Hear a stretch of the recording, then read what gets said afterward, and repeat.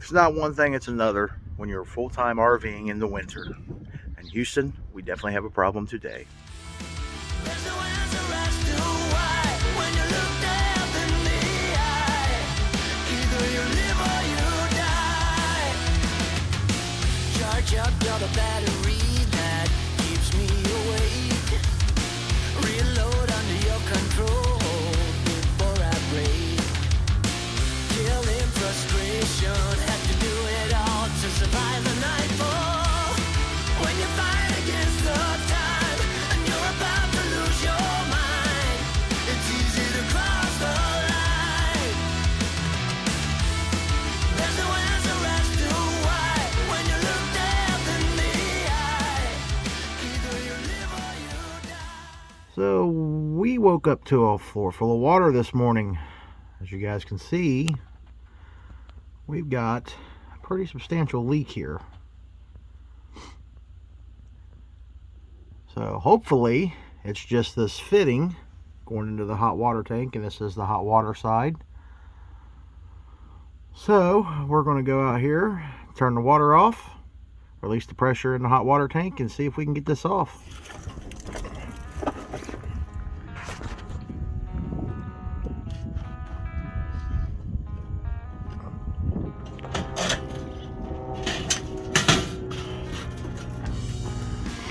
This here is how you release the pressure in your tank.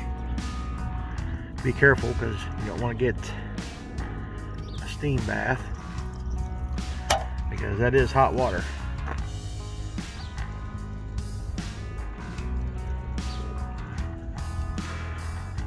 Now by rights I probably should actually drain the tank, but I have a feeling with these cold temperatures we're probably going to do more harm than good by trying to remove that drain plug. Well, as you can see, now that I've shut the water off and released the pressure, we are no longer leaking here. So we're going to hope we pull that apart and it's just this elbow. Now we got some wiring out of the way. You want to be very careful, especially with this coming out of hot water side, because you can burn yourself very badly.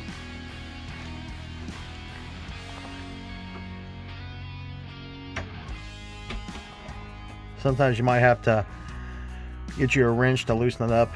A good set of channel locks will work. That water is definitely hot in there. Most definitely hot.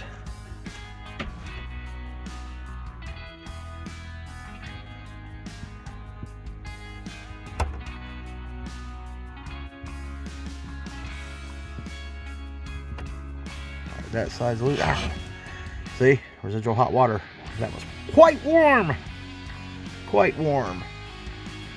Well, I believe I found the problem. This little piece right here. That is broken off. It's not supposed to be like that. Well, we're going to go to town and see if we can find us a replacement part. Hopefully this little hardware store over here has one of these. A lot of things that you need for RV plumbing, you may get lucky and find it like a Ace Hardware or a little hometown hardware store. But primarily, most RV plumbing is not the same stuff you'll get off the shelf at like Home Depot. At least in my experience.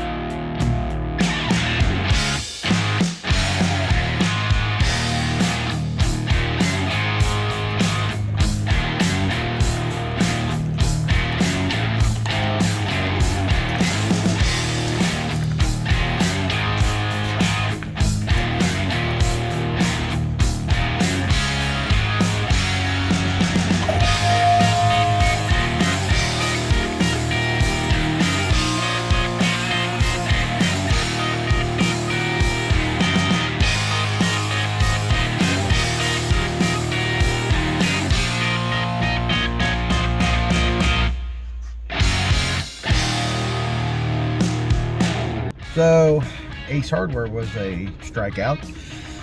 They had stuff close, but it was the wrong thread. It's not going to work. So now we're back on the hunt. There's an RV dealer not far down the road. We're going to try them to see if by chance they might have this, but that's a long shot. Always an adventure in RV life. It really is. Especially when you do stuff where you just can't go to a normal hardware store, get the things you need.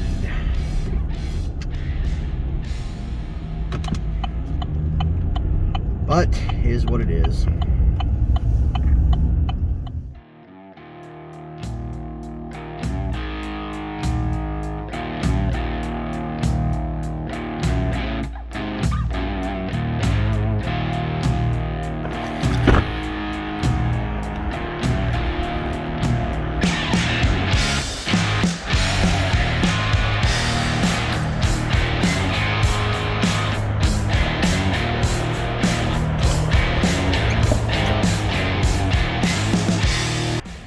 Wow, we got lucky.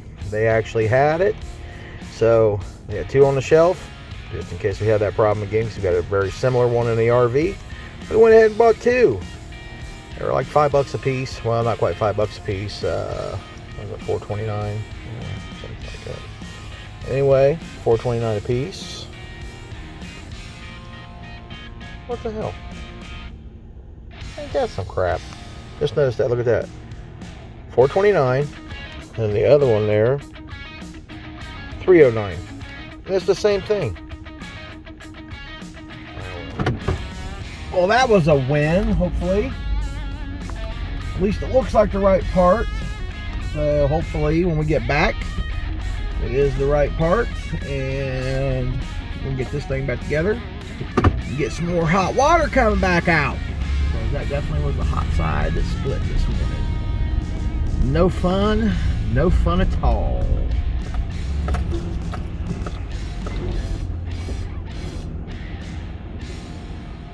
Alright, so we were lucky enough to get this piece here. So hopefully this will work. It is a 1/2 inch by 1 inch. And see this piece right here, this is what broke in ours. So hopefully this all goes back together and we have no more leaky leaks. So we're gonna slide this in like so. Well, we're gonna attempt to slide it in. Please tell me you're the right one. And it's threading on, so. So I thought it was threading on anyway.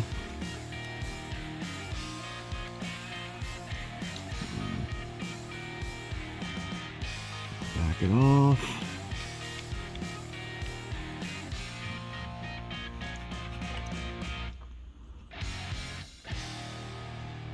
Oh no. It's the wrong one. Alright guys, so I did not get the right parts earlier. I thought I did. This here was the wrong size on the ones I bought. So this is our old one, and what we've done is we replaced the seal inside. We built our old piece here, and we are going to order a new one. We'll see if this one here won't suffice us until the new one comes in. So hopefully, once we put this in here with this new seal inside, it should work. So see, this is our old piece right here. As you can see, it's kind of busted up, no good. That's probably how the water was getting around it. So with that piece right there put in, what we're going to do is we're going to walk this back like so. That way you can get the seal in first. Shove the seal in. Well, sometimes easier said than done. Want to make sure you get that lined up. And you want to make sure you do not cross thread these threads when you put these back in. Now these are only hand tight. You don't really want to tighten these down with a wrench because you can split them as they are plastic. And you really don't want to do that because then you really will have a bad day and you won't be able to just kind of rebuild a piece and make good use of it. Of course, don't forget to thread your other side back on, because if not, you'll fix the leak here but have a leak over here. So make sure you get all this stuff on before you turn that water back on, because under pressure you'll find every leak in the system. I guarantee you that. You see, I'm hand tight. And you can't over tighten these, especially if you got King Kong grip like I do. So I got to be very careful when I do these things, so I don't actually over tighten. Well, the good news is we still had a little bit of a drip even with the water off, because the hot water tank does still have water in it. After putting this on and tightening it down, I do not see any more drips coming from here. I don't see a drip coming from here. But we should be in business. But we're going to go ahead and go turn the water back on and flap the latch in the hot water tank outside to let it build pressure, and then we'll do a pressure check. Okay, now we have the water turned back on outside. The pressure relief valve is closed on the hot water tank. We'll have my lovely assistant, Miss Jill, turn on the water up there. No, cold water first.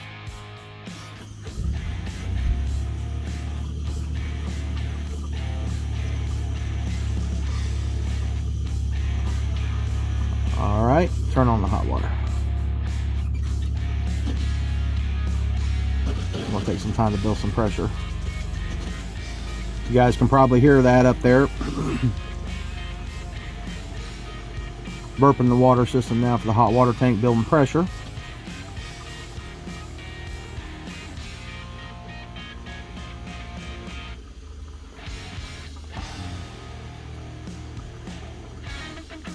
But it looks like we are in the dry.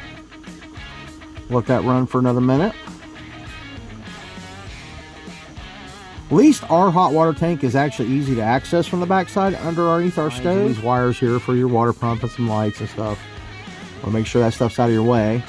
And of course, you know, our nice decorative wet soap and wet towel now, because that was leaking quite profusely at one point there, because we made it mad before the camera was on.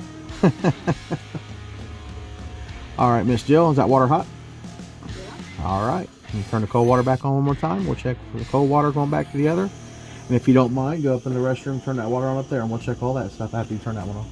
Now what we're going to do is we're going to have Miss Jill go up to the bathroom and turn the water on up there. That way we're transferring water up to the upstairs, just to make sure we're not losing any hot or cold water going up there. All right, guys, so I hope this helped today, showing you guys how to repair a simple repair in your RV. A lot of people get intimidated with their RV, afraid to work on things, right, to get their hands in there and actually tackle things they can do themselves. The degree of difficulty on this right here on a scale of 1 to 10 was probably about a 1. The hardest thing is getting down there and just taking things apart to get to it. Just meaning the panel to access your hot water tank, your lines and stuff like that. But really, don't be intimidated by your RV. You'll save yourself a lot of money by doing these repairs yourself. Like I said, if you'd called an RV repair service to come out on site, they would charge you a couple $100 to show up. Then they would also charge you for the repair itself. You could have spent several $100s, you know, 5, 6, 7, even not $800 to have this done, depending on your service provider.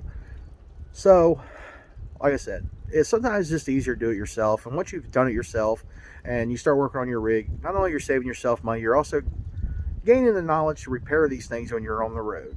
And who wants to take their RV to the RV dealer to have things like that repaired? One, they charge you a bunch of money. Then your RV sits there for weeks and weeks on end, if not months on end, before you finally get something that simple fixed. So if you have any questions about today's repair, please leave it in the comments and I'll do my best to help you out. Until next time, guys, this is Tony. We'll see you guys down the road. Bye.